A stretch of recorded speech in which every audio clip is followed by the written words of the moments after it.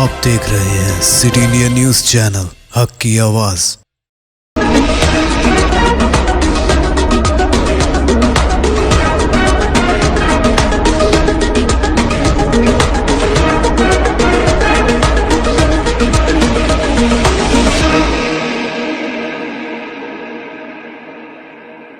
अस्सलामुअलैकुम, मैं हूं Sheikh Umar. City India News में आप तमाम का खैर मकदम है। आइए देखते हैं कौमी खबरें।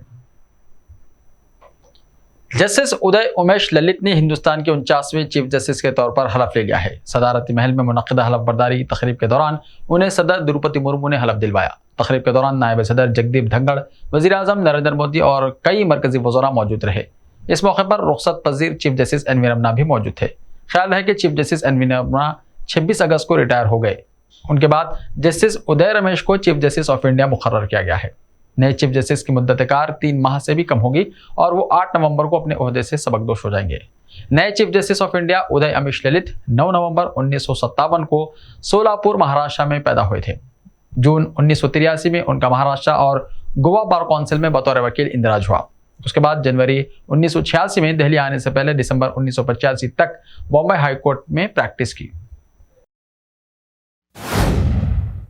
सरहदी जिले पूंछ के लोरुन मंडी इलाके में एक खातून रीछ के हमले में शदीद जख्मी हो गई। इत्तलात के मुताबिक रीछ के हमले में जख्मी खातून को फौरी तौर पर इलाज और मुआलजे के लिए सब जिले अस्पताल मंडी पहुंचाया गया, जहां इब्तिदाई तिब्बी इमदाद के बाद उन्हें जिले अस्पताल पूंछ रेफर कर दिया गया।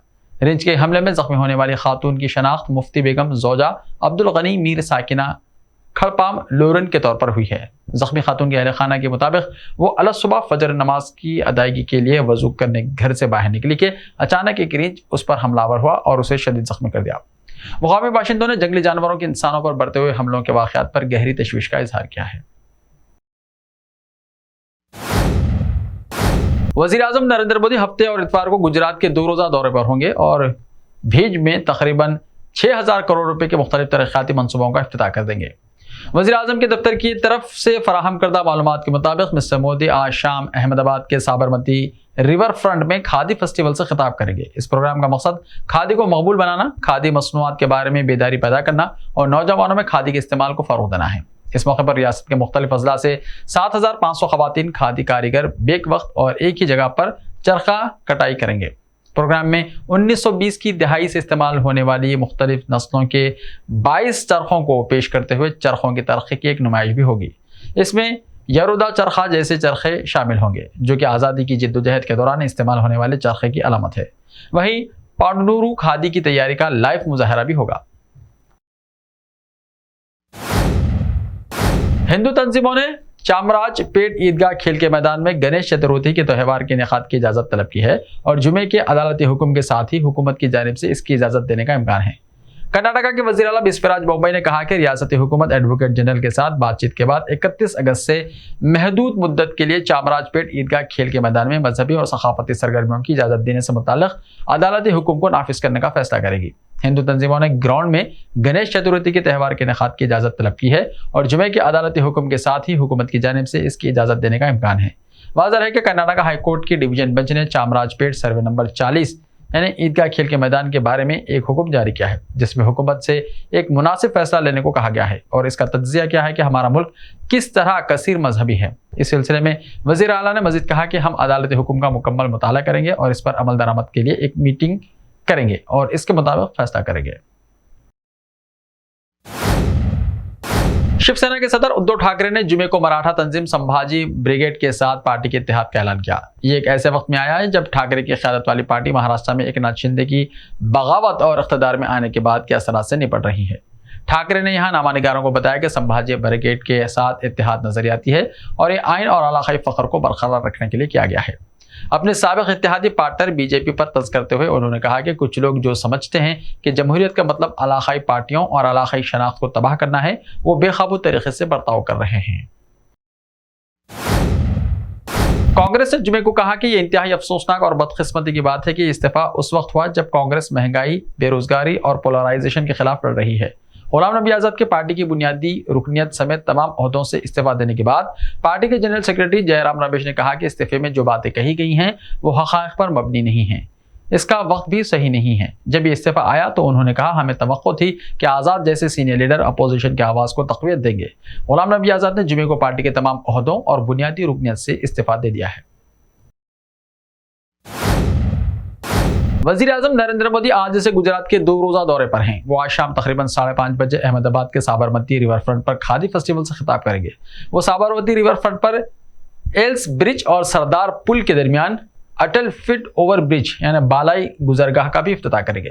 रिपोर्ट के मुताबिक सयाहों को मद्देनजर रखते हुए एल्स ब्रिज और सरदार पुल के दरमियान फिट ओवर ब्रिज की तामीर में कई बारीकियों का ख्याल रखा गया है और उसे पुरकशिश शक्ल दी गई है। ये 300 मीटर का पुल साबरमती रिवर फ्रंट के मशरक और मगरिब को जोड़ता है। इस पुल का डिजाइन भी बहुत दिलकश है। साबरमती नदी पर एल्स ब्रिज और सरदार ब्रिज के दरमियान फिट ओवर ब्रिज को 74 करोड़ रुपए की लागत से तामीर किया गया है। इसकी मदद से पैदल चलने वाले और साइकिल सवार आसानी से मशरक़ी और मगरबी साहिल के दरमियान आ जा सकेंगे। अहमदाबाद के लोग बगैर ट्रैफिक के पुरअमन तरीके से रिवर फ्रंट से लुत्फ अंदोज हो सकेंगे। ऐसे ही ताज़ा तरीन खबरों के लिए देखते रहिए सिटी इंडिया टीवी। तो मिलते हैं कल, तब तक के लिए अपना ख्याल रखिए। अल्लाह हाफिज।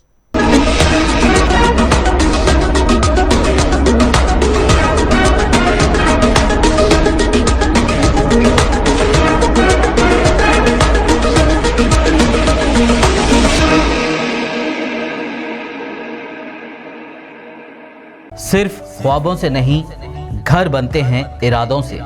MS techno and company builders and developers लेकर आए हैं एक नया प्रोजेक्ट साबेरीज Umar enclave super deluxe construction. शाहों के शहर हैदराबाद में 4 मीनार के दामन में सिर्फ 1 किलोमीटर के फासले पर आजमपुरा फरहत नगर इलाके में।